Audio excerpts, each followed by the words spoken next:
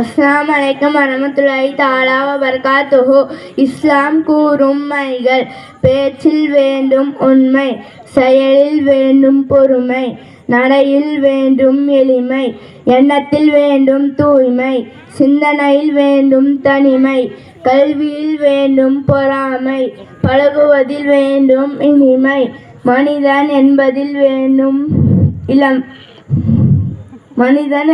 வேண்டும் நேர்மை, மார்க்கத்தில் வேண்டும் இலகாமை, தொழுகையில் வேண்டும் விடாமை, தொழிலில் வேண்டும் நேர்மை, வறுமையில் வேண்டும் வாய்மை, செலவில் வேண்டும் நடுநிலைமை, சத்தியத்தில் வேண்டும் அஞ்சாமை,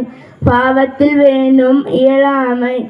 பள்ளிவாசலில் வேண்டும் பேசாமை, மனசாவிலும் பள்ளிக்கூடத்திலும் வேண்டும் தூங்காமை, நாம் இருப்பது இளமை, ஒரு நாள் வரும் முதுமை, நம்